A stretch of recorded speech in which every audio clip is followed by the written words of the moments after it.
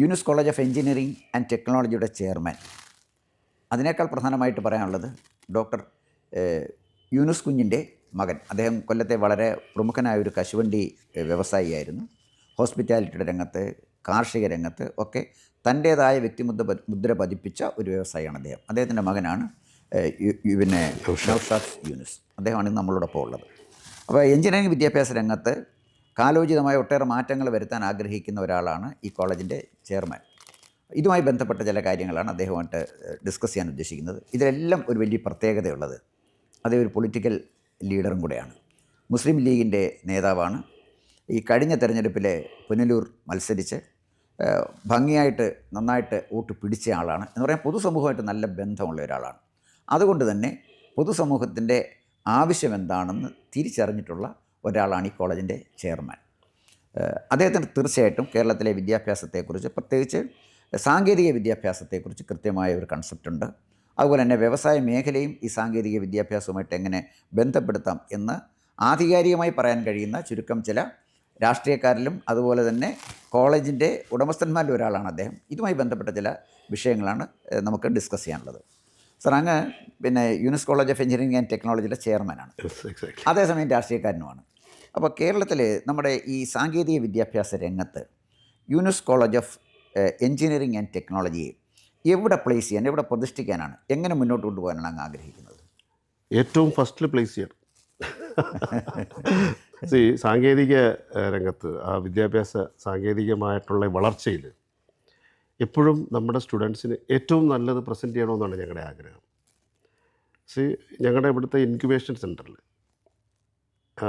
അവിടെ ഇപ്പം അയോടൈറ്റ്സ് എന്ന് പറഞ്ഞിട്ട് കമ്പനിയായിട്ട് ടൈ ചെയ്ത് ഏറ്റവും പുതിയ സാങ്കേതിക വിദ്യ കുട്ടികളിലേക്ക് എത്തിക്കുന്നതിന് വേണ്ടിയുള്ള സംരംഭം. അപ്പോൾ ഞാൻ പറഞ്ഞല്ലോ, യൂനുസ് കോളേജ് ഓഫ് എഞ്ചിനീയറിംഗ് ഏറ്റവും മുൻപന്തിയിൽ നിൽക്കുക എന്നതാണ് ഒരു സംരംഭകൻ എന്ന നിലയിൽ, അല്ലെങ്കിൽ ഇതിൻ്റെ ചെയർമാൻ എന്ന നിലയിൽ എൻ്റെ ആഗ്രഹവും. അങ്ങനെയാണ് ഇവിടുത്തെ ഫുൾ ടീം വർക്ക് ചെയ്യുന്നതും. അതിനുവേണ്ടി തന്നെയാണ് ഞങ്ങൾ വർക്ക് ചെയ്തുകൊണ്ടിരിക്കുന്നത്. ഒരു കാലോചിതമായ മാറ്റങ്ങൾ ഞങ്ങൾ അതിനൊപ്പം മാറിക്കൊണ്ടിരിക്കുകയാണ്. അല്ലാതെ ഒരു പഴയ സിദ്ധാന്തം കൊണ്ടിരിക്കുന്ന ഒരു ശൈലി അല്ല എന്ന് ഞാൻ പറയുമായിരുന്നു. ഞാൻ ഈ കോളേജിൽ വന്നപ്പോഴേ ഞാൻ ശ്രദ്ധിച്ചത്, ഞാൻ ഒരു മാധ്യമപ്രവർത്തകനാണ്. ഇപ്പോഴും 30 കൊല്ലം ഉന്നത വിദ്യാഭ്യാസ രംഗത്ത് പ്രവർത്തിച്ച ഒരാൾ. അപ്പോൾ അതുകൊണ്ട് നമുക്ക് ഈ സമൂഹത്തിലെ മാറ്റങ്ങളൊക്കെ നന്നായിട്ട് അറിയാം. ഇവിടെ വന്നപ്പോൾ എനിക്ക് തോന്നിയൊരു കാര്യം, പല സെൽഫ് ഫിനാൻസ് കോളേജുകളിൽ പോകുമ്പോഴും ഈ കോളേജിൻ്റെ നടത്തിപ്പുകാർ അവർ ബിസിനസ്സുകാരാണെങ്കിൽ ബിസിനസ് ആംഗിളിലാണ് ഈ കോളേജിനെ കാണുന്നത്. അതാരായാലും ശരി, കാരണം അവരുടെ മനസ്സിലെപ്പോഴും ഒരു ബിസിനസ്സുകാരനാണ് ഉള്ളത്. പക്ഷേ അങ്ങ് നേതൃത്വം കൊടുക്കുന്ന ഈ കോളേജിൽ വന്നപ്പോഴേ ഈ കോളേജിൽ വലിയൊരു പോസിറ്റീവ് എനർജി എനിക്ക് അനുഭവപ്പെട്ടു.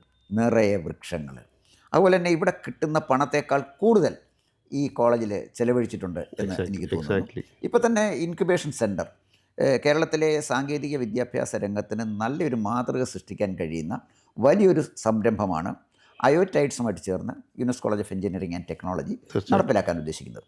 ഈ പുതിയ പുതിയ ആശയങ്ങൾ സ്വീകരിക്കാനും അതിനുവേണ്ടി വരുന്ന ചെലവിനെക്കുറിച്ച്, അതാണ് ഞാൻ പറഞ്ഞത്, ചെലവിനെക്കുറിച്ച് ചിന്തിക്കാതെ ഒരു തലമുറയെ വാർത്തെടുക്കാനും അങ്ങ് നടത്തുന്ന ശ്രമം തീർച്ചയായിട്ടും അഭിനന്ദനാർഹമാണ്. അപ്പോൾ നമുക്ക് പുതിയ ടെക്നോളജി, അതായത് ആർട്ടിഫിഷ്യൽ ഇൻ്റലിജൻസ് അനന്തമായ സാധ്യതയുള്ള ടെക്നോളജിയാണ്. ഈ ടെക്നോളജി എങ്ങനെ സമൂഹത്തിന് പ്രയോജനകരമാക്കാം, ഇതെങ്ങനെ നമ്മുടെ വിദ്യാർത്ഥികൾക്ക് പ്രയോജനകരമാക്കാം, അതിലൂടെ അവർക്ക് എങ്ങനെ അവരുടെ എംപ്ലോയബിലിറ്റി വർദ്ധിപ്പിക്കാം, പുതിയ പുതിയ തൊഴിൽ സംരംഭം നമ്മുടെ രാജ്യത്ത് ആരംഭിക്കും, ഇതിനെക്കുറിച്ചൊക്കെ തീർച്ചയായിട്ടും രാഷ്ട്രീയക്കാരൻ എന്ന നിലയിലും അങ്ങേക്കൊരു കാഴ്ചപ്പാടുണ്ട്. കോളേജിൻ്റെ ചെയർമാൻ എന്നുള്ള നിലയിലും അങ്ങേക്കൊരു കാഴ്ചപ്പാടുണ്ട്. നമ്മുടെ കേരളത്തിലെ സാങ്കേതിക വിദ്യാഭ്യാസ രംഗത്തെ ഇതിൻ്റെ ഒരു അടിസ്ഥാനത്തിൽ എങ്ങനെയാണ് അങ്ങ് ചിന്തിക്കുന്നത്? ആ രംഗത്ത്, അതായത് സാങ്കേതിക വിദ്യാഭ്യാസ രംഗത്ത് Yunus college of engineering and technology ഏതൊക്കെ പുതിയ മേഖലയിലേക്കാണ് കടന്നു ചെല്ലാൻ ആഗ്രഹിക്കുന്നത്? നിങ്ങൾ ആദ്യം പറഞ്ഞൊരു കാര്യത്തിലേക്ക് ഞാൻ വരാം. എൻ്റെ ഫാദറാണ് എൻ്റെ ഒരു റോൾ മോഡൽ. ഈ നല്ലത് കൊടുക്കാൻ എന്ത് ചിലവ് വരും എന്ന് അദ്ദേഹം ഒരിക്കലും ചിന്തിച്ചിട്ടില്ല. നമുക്ക് എന്ത് നല്ലത് കൊടുക്കുക എന്നുള്ളതാണ്. അതുപോലെ പ്രകൃതിയോട് ചേർന്ന് നിൽക്കുക എന്നുള്ളത്, ഒരു എക്കോ സിസ്റ്റത്തോട് ചേർന്ന് നിൽക്കുക. അതാണ് ഈ ക്യാമ്പസിൽ കാണുന്ന മുഴുവൻ പച്ചപ്പും അദ്ദേഹം ഞങ്ങളുമൊക്കെ ചേർന്ന് കൈകൊണ്ട് നട്ടു വളർത്തിയതാണ്. അപ്പോൾ എപ്പോഴും ആ സമൂഹത്തോട് ചേർന്ന് നിൽക്കുന്ന ഒരു പ്രവണത ഈ ട്രസ്റ്റിനുണ്ട്. കാര്യം അദ്ദേഹം വളരെ സീറോയിൽ നിന്നും സ്വയം പ്രയത്നവും കഠിനാധ്വാനവും ഇച്ഛാശക്തിയും കൊണ്ട് വലുതായി വന്നൊരു വ്യക്തിയാണ്. അപ്പോൾ അതാണ് ഞങ്ങളിലേക്ക് പകർന്നു വന്നിരിക്കുന്നത്.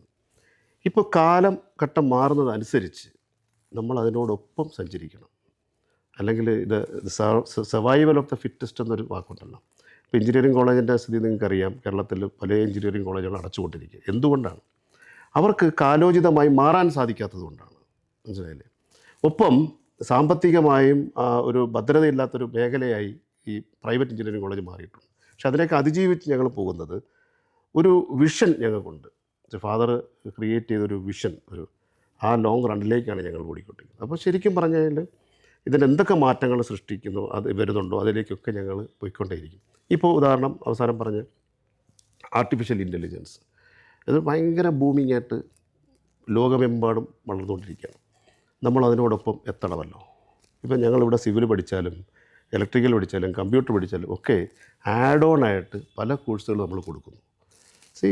ഒരു സിലബസ് ചേഞ്ച് ചെയ്ത് വരാൻ അല്ലെങ്കിൽ ഒരു സിസ്റ്റം മാറി വരാൻ സമയമെടുക്കും. പക്ഷേ ആ സമയം നമ്മൾ ഇൻഡസ്ട്രിയും പിന്നെ കാലഘട്ടവും കാത്തു നിൽക്കുന്നില്ല. സോ നമ്മൾ അതിനോടൊപ്പം ഓടുന്നതിന് വേണ്ടി ആഡ് ഓൺ ആയിട്ട് നമ്മൾ ആഡ് ചെയ്ത് കൊടുക്കും. അപ്പോൾ ഇവിടുന്ന് ഒരാൾ എഞ്ചിനീയറിംഗ് കഴിഞ്ഞ് ഇറങ്ങുമ്പോൾ ഈ ഇൻഡസ്ട്രിയുമായി ചേർന്ന് പോകാൻ ഒരു ബ്രിഡ്ജിങ് പോലെ യൂനിസ് കോളേജ് ഓഫ് എഞ്ചിനീയറിംഗ് അവരെ ഹെൽപ്പ് ചെയ്യുന്നുണ്ട്. ഇപ്പോൾ അയോടൈറ്റ്സ് ഒരു കമ്പനി ഞങ്ങളുടെ ഇൻക്യുബേഷൻ സെൻറ്ററിൽ പുതിയ സോഫ്റ്റ്വെയറുമായി ഡെവലപ്മെൻറ്റ് വരുന്നു. അതെന്താ അതുപോലുള്ള ഞങ്ങൾ എല്ലാവരും സ്വീകരിക്കുന്നത് എന്തുകൊണ്ടാണെന്ന് പറഞ്ഞാൽ ഞങ്ങളുടെ കുട്ടികൾ പുറത്തേക്ക് ഇറങ്ങുമ്പോൾ he should be compatible to the market. മാർക്കറ്റിലേക്ക് അവൻ കയറാൻ തയ്യാറായി വേണം ഇവിടുന്ന് ഇറങ്ങിപ്പോകാൻ. ഒരു കാലഘട്ടം ഉണ്ടായിരുന്നു, ഈ കമ്പനികൾ കുട്ടികളെ സെലക്ട് ചെയ്തിട്ട് അവരൊരു മാസം ട്രെയിനിങ് കൊടുത്ത് അവരുടെ ചിലവിൽ ട്രെയിനിങ് കൊടുത്ത് പ്ലേസ്മെൻറ്റ് കൊടുക്കുന്നൊരു കാലഘട്ടം ഉണ്ടായിരുന്നു. ഇപ്പോൾ അത് മാറി. ഇപ്പോൾ അവർക്ക് വേണ്ടത് ഈ ട്രെയിനിങ് കൊടുക്കാനുള്ള സമയമില്ല, അതിനുള്ള സാമ്പത്തികം പോകാൻ പറ്റത്തില്ല. റെഡി ടു യൂസ്, നമ്മളിപ്പോൾ കടയിൽ ചെന്ന ഒരു പാക്കറ്റ് പൊട്ടിച്ച് കഴിക്കുന്ന റെഡി ടു യൂസ് എഞ്ചിനീയർ ഉണ്ടോ, അതേ അവർ നോക്കുന്നത്. അപ്പോൾ അതുകൊണ്ട് ഞങ്ങൾ റെഡി ആക്കുന്നതിന് വേണ്ടിയിട്ടാണ് ഈ സാങ്കേതിക വിദ്യ മുഴുവൻ ഉപയോഗിച്ചുകൊണ്ടിരിക്കുന്നത്. ഇപ്പോൾ ശരിക്കും പറഞ്ഞാൽ യൂനിസ് കോളേജ് ഓഫ് എഞ്ചിനീയറിംഗിൽ അങ്ങനെ ഒരു സിസ്റ്റമാണ് ഓടുന്നത്. ആ ഒരു സിസ്റ്റത്തിലേക്ക് ഓടുന്നു, വിജയകരമായി പോകുന്നുമുണ്ട്. കേരളത്തിൽ നല്ല രീതിയിൽ മുന്നേറിക്കൊണ്ടിരിക്കുന്ന ഒരു വിദ്യാഭ്യാസ സ്ഥാപനമാണ് ഇത്. എഞ്ചിനീയറിംഗ് കോളേജ് മാത്രമല്ല, കഴിഞ്ഞ 45 വർഷക്കാലമായി വിദ്യാഭ്യാസ മേഖലയിലുള്ളതാണ് ഫാത്തിമ മെമ്മോറിയൽ എഡ്യൂക്കേഷൻ ട്രസ്റ്റ്. ആ ട്രസ്റ്റിന് കീഴിൽ ഒരു സ്ഥാപനമാണ് യൂനിസ് എഞ്ചിനീയറിംഗ് കോളേജ്. അതുപോലെ നാക് അക്രഡിറ്റഡും NB അക്രഡിറ്റഡുമായ പല ഇൻസ്റ്റിറ്റ്യൂഷൻസ് ഇതിൻ്റെ കീഴിലുണ്ട്. അങ്ങനെ അതിനൊക്കെ നല്ല രീതിയിലുള്ളൊരു മുന്നേറ്റം ഞങ്ങൾ കൊണ്ടുപോയിക്കൊണ്ടിരിക്കുന്നു. ഓക്കെ, അപ്പോൾ അങ്ങനെ ഒരു വിദ്യാഭ്യാസ രംഗത്ത് പ്രവർത്തിക്കുന്ന ഒരാൾ മാത്രമല്ല, ഒരു പൊളിറ്റീഷ്യനോടാണ്. എൻ്റെ ലാസ്റ്റ് ചോദ്യം പൊളിറ്റിക്സ് ബേസ്ഡ് ആണ്. അതായത് മുസ്ലിം ലീഗിൻ്റെ നേതാവാണ്. ഇപ്പം നമ്മൾ വികസിപ്പിച്ചെടുക്കുന്ന നമ്മുടെ വികസിപ്പിച്ചെടുക്കുന്ന ആർട്ടിഫിഷ്യൽ ഇൻ്റലിജൻസ്, അതിന് സാധ്യതകൾ എന്താണെന്ന് നമുക്ക് പറയാൻ പറ്റില്ല. അങ്ങനെയാണ് മാറിക്കൊണ്ടിരിക്കുന്നത്. ഈ ആർട്ടിഫിഷ്യൽ ഇൻ്റലിജൻസ് ഉപയോഗിച്ച് കേരളത്തിലെ വിദ്യാഭ്യാസ രംഗത്തെ കാലോചിതമാക്കാനും അവിടെ നടക്കുന്ന വികസന പ്രവർത്തനങ്ങൾ ചടുലമാക്കാനും അതുപോലെ തന്നെ ഗവൺമെൻറ്റിൻ്റെ ഭരണം, അതാണ് അത്യാവശ്യമായിട്ടുണ്ട്, അത് ട്രാൻസ്പെറൻ്റ് ആക്കാനും മുസ്ലിം ലീഗ് നേതാവ് എന്നുള്ള നിലയിൽ ഈ ആർട്ടിഫിഷ്യൽ ഇൻ്റലിജൻസ് എങ്ങനെ വിദ്യാഭ്യാസ രംഗത്ത് ഉപയോഗിക്കും? പ്രത്യേകിച്ച് മുഖ്യമന്ത്രി പ്രഖ്യാപിച്ചൊരു പരിപാടിയുണ്ട്, ഡേറ്റ ഡ്രിവൺ ഗവൺമെൻറ്. അപ്പോൾ ഗവൺമെൻറ് മൂവ് ചെയ്യണമെങ്കിൽ ഡാറ്റ വേണം. അതിന് ഡാറ്റ കൊടുക്കാൻ ഏറ്റവും പറ്റുന്നത് ആർട്ടിഫിഷ്യൽ ഇൻ്റലിജൻസിലൂടെയാണ്. ആർക്ക് ഏതൊരു പർട്ടിക്കുലർ പേഴ്സൻ്റെ പർട്ടിക്കുലർ പ്രോബ്ലം കണ്ടെത്തി അതിന് പരിഹാരം ഉണ്ടാക്കാൻ കഴിയും. അപ്പോൾ അതിന് വളരെ പ്രധാനപ്പെട്ട ചില വകുപ്പുകളാണ് ലീഗിനുള്ളത്. പ്രത്യേകിച്ച് വ്യവസായ മേഖലയാണ് നമ്മുടെ കുട്ടികൾക്ക് ജോലി കൊടുക്കേണ്ട ഒരു മേഖല. വ്യവസായങ്ങൾ വരണം എങ്കിലേ കുട്ടികൾക്ക് ജോലി കിട്ടും. അപ്പോൾ വ്യവസായ മേഖലയെക്കുറിച്ച് തീർച്ചയായിട്ടും അങ്ങേക്കൊരു ഒരു കോൺസെപ്റ്റ് ഉണ്ടാകും. വിദ്യാഭ്യാസം അടിസ്ഥാനപരമായി അവിടെ നിന്ന് വേണം തുടങ്ങാൻ. അങ്ങ് പറഞ്ഞ പോലെ കുട്ടികളുടെ എംപ്ലോയബിലിറ്റി വർദ്ധിപ്പിക്കുക, അത് വലിയൊരു ഒരു ടാസ്ക്കാണ്. അതിന് നമ്മുടെ കോളേജിനെ ഉപയോഗിക്കുക, മറ്റു കോളേജുകൾക്കും സഹായം കൊടുക്കുക. ഒപ്പം ഇതിനെ സമൂഹത്തിലേക്ക് എത്തിക്കാൻ, അതായത് ആർട്ടിഫിഷ്യൽ ഇൻ്റലിജൻസിലൂടെ ഇവിടെ ഡെവലപ്പ് ചെയ്യുന്ന ഈ ഇൻക്യുബേറ്ററിൽ വരുന്ന പ്രോഡക്ട്സ് സമൂഹത്തിലെത്തിക്കാനും അതിന് മാറ്റം വരുത്താനും വിദ്യാഭ്യാസ വകുപ്പിലൂടെ വ്യവസായ വകുപ്പിലൂടെ എങ്ങനെ കഴിയും എന്നാണ് ഒരു പൊളിറ്റീഷ്യൻ എന്ന നിലയിൽ അങ്ങ് വീക്ഷിക്കുന്നത്. ഇപ്പം ഞാനിപ്പോൾ മുസ്ലിം ലീഗിൻ്റെ കൊല്ലം ജില്ലയുടെ പ്രസിഡൻ്റ് കൂടിയാണ്. IT വിഭാഗം കുഞ്ഞാലിക്കുട്ടി സാറാണ് മിനിസ്റ്ററായിരിക്കുന്നത്.